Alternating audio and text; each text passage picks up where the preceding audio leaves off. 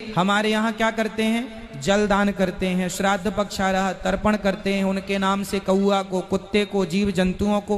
कितना साइंटिफिक है हमारे यहाँ। भारत के विधि और विधान, वेदों के विधि और विधान से ही सबकी सदगति होगी। अब इन ऋषियों ने वेदों को पढ़ा, वेदों में कहीं कर्मकांड नहीं है, झूठ बोलते कि वेदों में कर्मकांड फलाना नहीं, इसमें विरोध किया है, निषेध है ये श्राद्ध निकालना। और गीता जी में निषेध है, 9वें अध्याय के 25वें श्लोक में कहा कि भूत पूजने वाले भूत बनेंगे, देवता पूजने वाले देवताओं के उसमें जाएंगे, पितर पूजने वाले पितर बनेंगे, पितरों को प्राप्त होंगे, मेरा भक्त मुझे प्राप्त होगा, यानी भगवान का भक्त भगवान को मिलेगा, और अन्य उपासना करने वाले वो योनियां पाएंगे। तो हिंदू समाज में साल भर में बहुत से पर्व मनाए जाते हैं और हिंदू साहेबानों द्वारा बच्चे के जन्म से लेकर व्यक्ति की मृत्यु तक बहुत से कर्मकांड करे व करवाए जाते हैं। उन्हीं कर्मकांडों में से एक है श्राद्ध, पिंडदान व तर्पण, जो व्यक्ति की मृत्यु के उपरांत उसकी गति कराने के लिए किए जाते हैं। और तो और इन कर्मकांडों को अनिवार्य रूप से करने के लिए हमारे धर्म गुरु, कथावाचक, संत, शंकराचार्य वकालत भी करते हैं, और उनके द्वारा श्राद्ध करने से पितरों अर्थात मरे हुए पूर्वजों की मुक्ति भी बताई जाती है। ऐसे में सवाल उठता है, क्या श्राद्ध करना सही है? क्या श्राद्ध आदि कर्मकांडों को करने की अनुमति हमारे पवित्र धर्मशास्त्र देते हैं? और पितरों के उद्धार की शास्त्र अनुकूल विधि कौन सी है? तो चलिए एक एक करके इन सभी सवालों के उत्तर जानते हैं।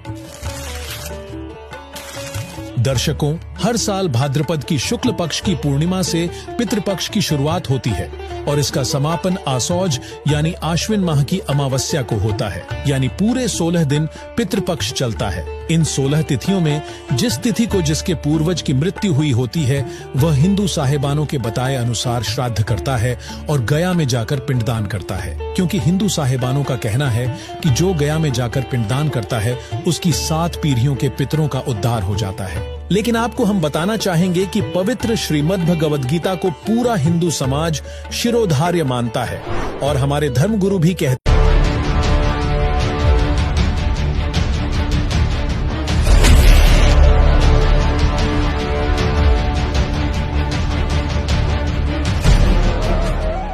नमस्कार दर्शकों, मानव के साथ विडंबना ये बनी हुई है कि आज वो शिक्षित होते हुए भी अपने ही धर्म ग्रंथों का अध्ययन नहीं कर रहा और पूर्व समय से चली आ रही कुपरंपराओं को किए जा रहा है, जो कि मानव के लिए व्यर्थ का भार बनी हुई है।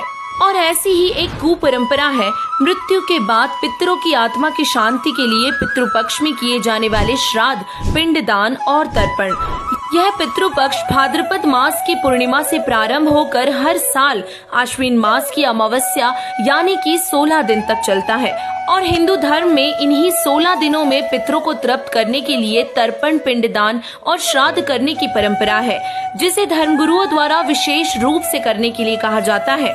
और इसी संदर्भ में कबीर परमात्मा जी कहते हैं, जीवित बाप से लट्ठम लट्ठा मुँहे गंग पहुँचैया, जब आवे आसोच का महीना कहुआ बाप बनैया। दर्शकों, अब आपको बता दे कि मरने के बाद की जाने वाली सभी क्रियाएं भूत पूजा कहलाती हैं, जैसे अस्थिया विसर्जन, 6 माही, 13वीं, 17वीं महीना, बरसोदी, श्राद्ध, पिंडदान, ये सभी क्रियाएं मृत व्यक्ति के निमित्त की जाती हैं और इसीलिए ये सभी क्रियाएं भूत व पितृ। एक बार क्या था, परमात्मा कबीर जी काशी में गंगा घाट पर चले गए। गंगा का एक घाट बना हुआ है, वहां पर ये ब्राह्मण लोग सूर्य को यानी ऐसे सूर्य की तरफ मुंह करके गंगा से जल उठावें और वहीं डाल दें। कबीर साहब बढ़कर उसमें गंगा में घुटनों पानी में और ऐसे नौकरन लगे गंगा के जल को पटरी पर फेंक रहे पूरी स्पीड तक। अब वो सारे पंडित जी अपना काम छोड़ के कबीर साहब की ओर देखने लगे। कहने लगे, वो कबीर ये क्या कर रहा तू? कबीर जी बोले, आप क्या कर रहे हो? मैंने ना पूछा, तुम क्यों पूछ रहे हो मेरे से?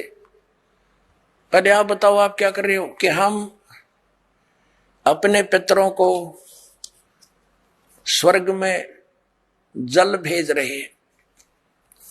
ये हम यहां जल डाल रहे हैं ना, ऐसे मंत्र बोलकर, ऐसे सूर्य की तरफ मुकर के, ये वहां स्वर्ग में हमारे भूखे प्यासे पितरों को जल प्राप्त होगा। परमात्मा बोला मैंने एक बगीची लगा रखी अपनी झोपड़ी का,